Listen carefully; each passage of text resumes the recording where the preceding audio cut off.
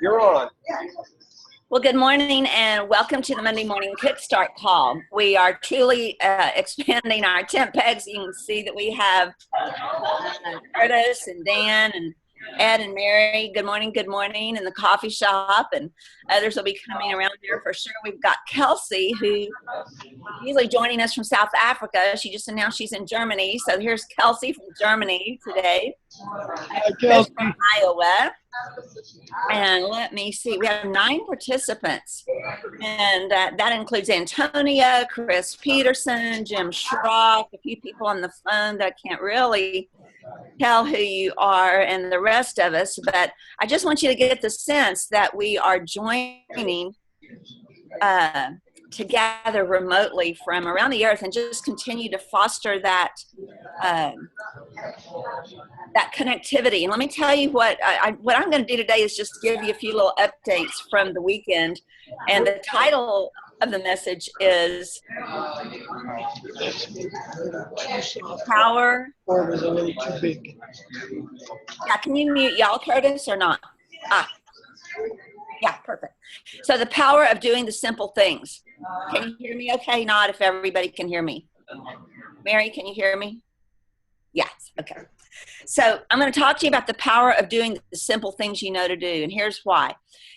You know my heart, if you've been tracking with me for a while, which is to do the work of the ministry in the marketplace. And this weekend has been just an incredible weekend of ministry, doing the things I know to do, doing the simple things. I've been at the Resolve Summit. Here's a picture of the program. And this was an awesome time in Poplar Grove, Illinois. My session was in particular on launching millennials into the marketplace. And just a very exciting time to see so much hunger growing to link arms across generations. And if I just look around the coffee shop in Higher Grounds, you see a picture of people in different generations. And you see them coming together regularly, and you see them, in the prayer room, and you see them linking arms. That's great visual, Curtis. I need Dramamine after that. But people across the generations are linking arms, and it's exciting to know that there are men and women who are ready to bring God's presence in the marketplace in all spheres of society. After the conference, which had probably 150 people from about 10 different churches and ministries, hungry for how to be resolved in our spirits for the days that are coming and in today's day to bring the presence of the Lord. And there's a website.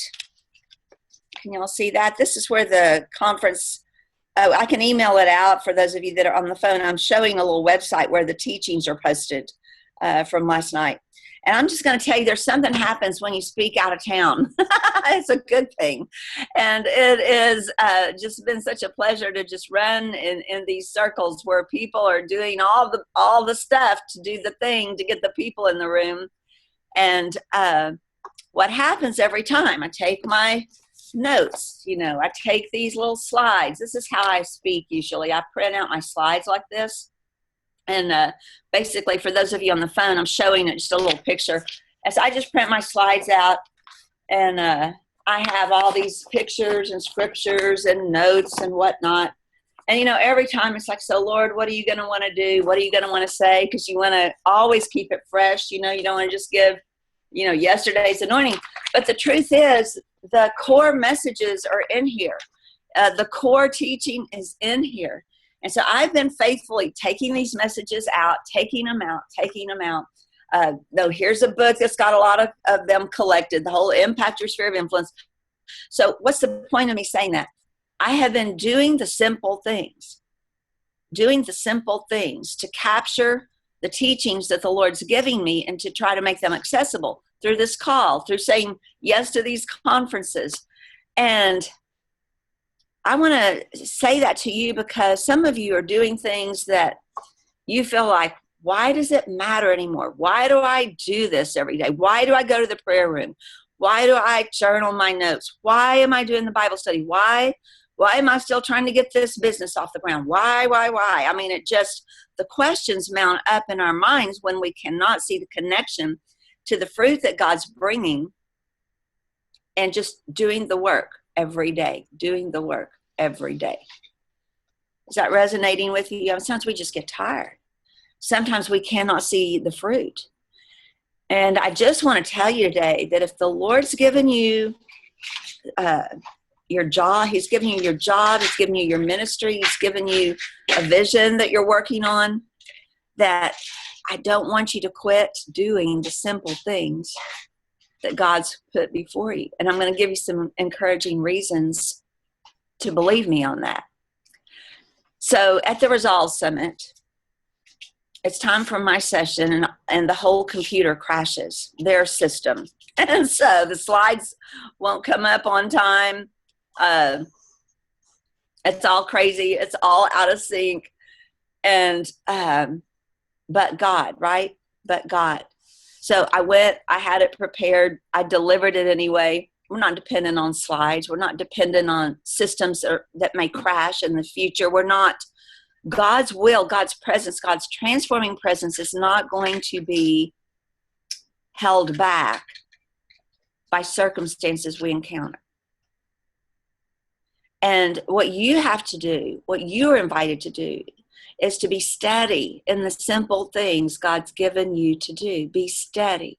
Keep doing the simple things God gave you to do. Now, those of you that have heard my story know that it includes a healing, right? So I was healed from these 3rd-degree burns, no skin on my legs, 14-year-old girl, large open wounds, high risk of infection, fighting for my life, floating up off the bed, the first night in particular, knowing I had to work to stay on the bed. And of course, when I would startle awake, I was on the bed. But this is when I much later found out that they didn't know if I would make it through the night. Prayer chains are going around the 24/7. And I had to fight to stay on the bed. Then people prayed the prayers they knew to pray. Those lessons I have been mining out. And so there's a session I do about being burned. Everybody's been burned somehow. But finding those blessings out of the burns. And when you do that, I'm telling you, you're dangerous to the devil. So I kind of bounce it around here, but here's the salient points of all of this. The Resolved Conference goes off incredibly, technology or no technology, and this is what's even funny. At the very end, I say, could I have some ministry music? And the sound man, he's literally talking to someone else, but he says no. And I'm like, no ministry music. Who says no during a meeting? You know what I mean? To ministry music. As I was just funny, because what we did, we had all of the ministers line the center aisle, and they literally launched millennials through a rite of passage into the marketplace. And all the millennials, people born after 1980, they're going to be 75% of the workforce by the year 2025. And they came through a big blessing tunnel. And the Lord ministered such hope and such encouragement. It was like a birth. I mean, it was incredible. And the sessions, I've told you that they're posted on thegrove.me/resolved. And they're all incredible. The pastor preached, Brian, I don't know if you're on today, but man, he unpacked Psalm 127 in a major way. About the children and the heritage of the Lord and the linking arms across generations. So you need to go listen to that. Mine's on there too. Lenny LaGuardia did an incredible message on there. So what are we doing? I mean, sometimes you just wonder, what are we doing, Lord? How is this working? Is anything working? You ever had those days? God, is anything working? That's, the call of God on my life. And so that had incredible fruit, and it was a long weekend. It was a great weekend. It was a lot of relationship building. Okay, so that's Friday night and Saturday. You with me? And many of you met Apostle Mark Williams at the Impact Conference from Rockford, Illinois. And so he was at this meeting, and then he had also invited me to preach at his church on Sunday morning. And oh, that was a lot of fun. And here's the deal. Getting to the end of that message, I'm going to find a picture to put up for y'all here if I can. I just felt the Lord kind of redirecting. Now, this is his son, Philip, who's the pastor. And so you can see it's a beautiful, beautiful old church. And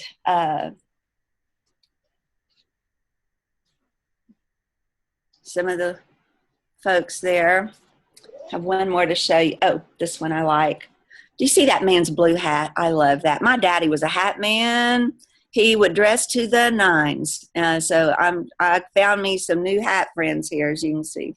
So in this thing, near the end, I just closed my computer and I began to tell a story about my brother.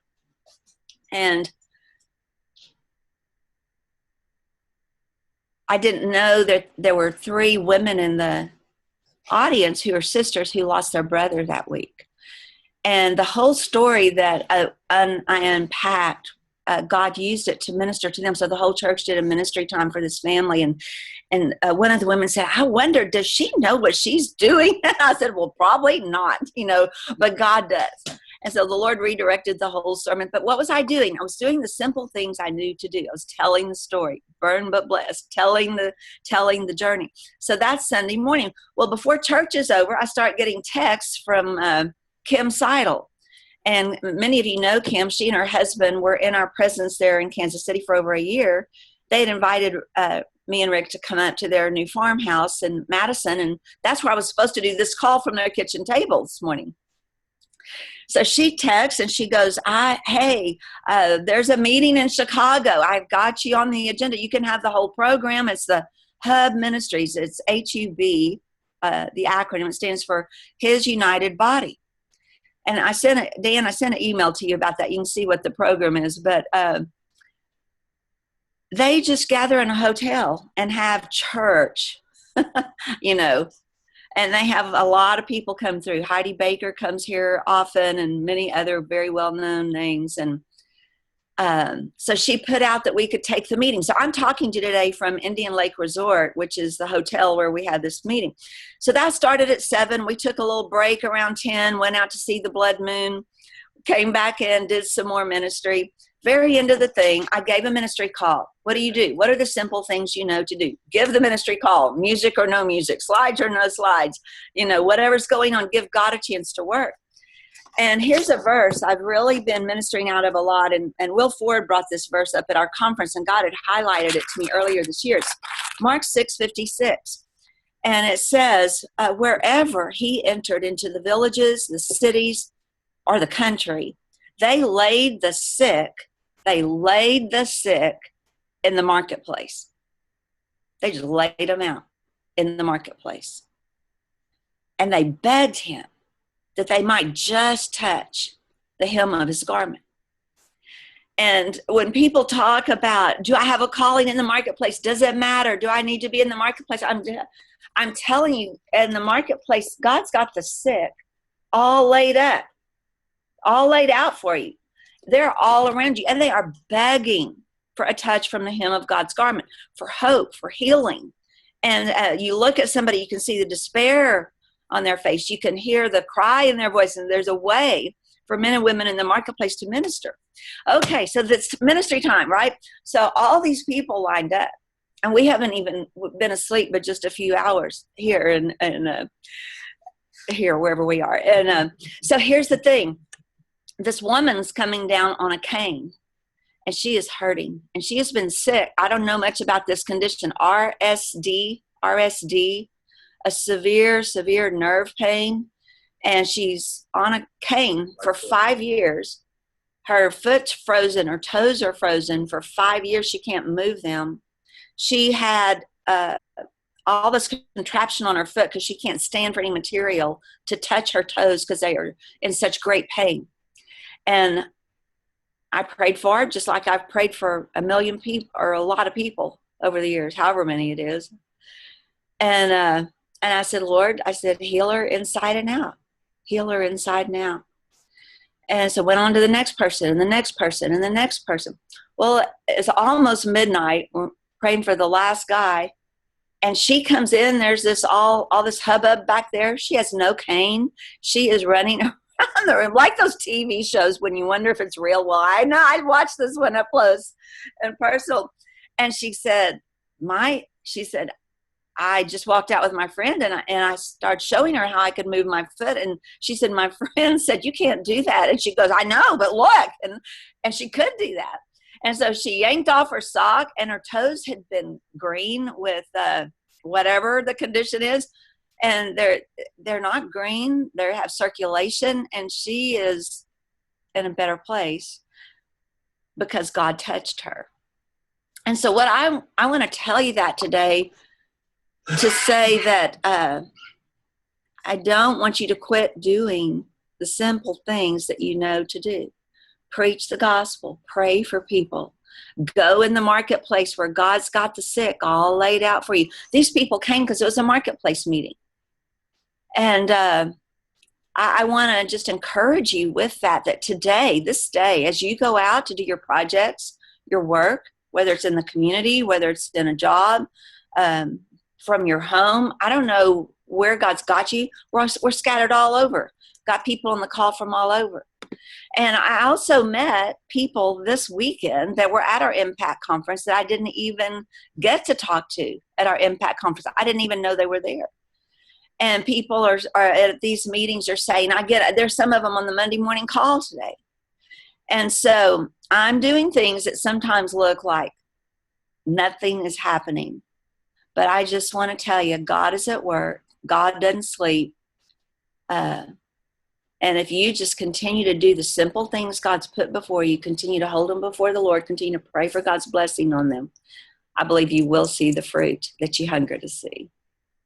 So that's it today. That's what I have for you. It's already 8:02. But Curtis, if you want to unmute for any questions or points there around the room, I'd love to hear a little bit from Kansas City today, how this might hit home with you. Ed, you've been doing a few years, doing the simple things.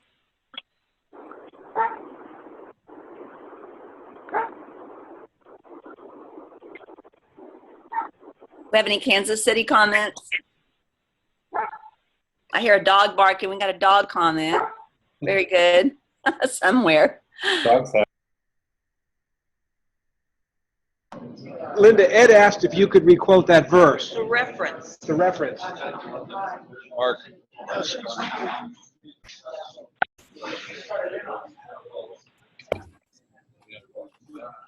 Could you undo that? Could you do that reference again, Linda? She did. She's muted. Okay. You muted me, Curtis. Oh yeah, I did a global mute. Give me 1 second here. I'll mute. Okay.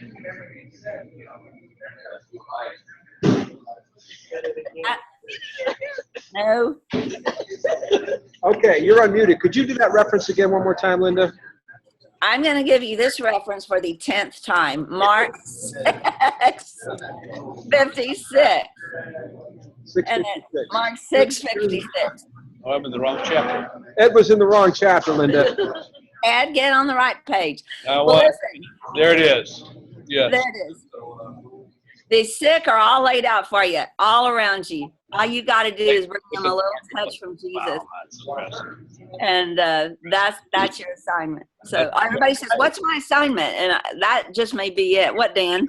I really enjoyed the little phrase you said about being faithful in the simple little things. That really stood out this morning. The fruit of not necessarily targeting one big thing, but just all the little assignments in the day-to-day. There's a book I read a long time ago that says, when you do the little things right, big things happen. That's very true. And that just really stood out as you were talking this morning. Amen. Right. So don't be discouraged when you don't see the fruit. Understand that what Dan said is exactly true. Continue to be faithful. What God's invited you into, you will see the fruit. All right. Well, let me pray for you, and I'll let you get on to going out in the marketplace where all these sick are laid out, and ministering hope to them and healing whatever manner God gives you.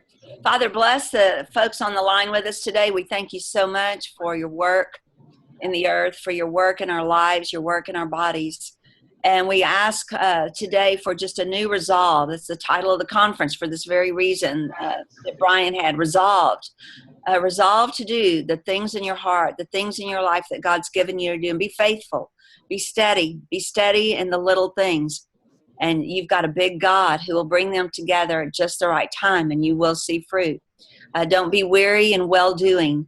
Understand that you are seen and not overlooked. Understand that God has prepared a path for you, and that He will provide you that touch for healing that you yearn to bring. But you're the conduit. So if you don't show up, you don't do the simple things, the system breaks down there. God can choose somebody else, but why wouldn't you want Him to work through you? Why don't I want Him to work through you? So God bless you today. I will see you next week in Kansas City. Bye-bye. Bye-bye. Oh, it's exciting.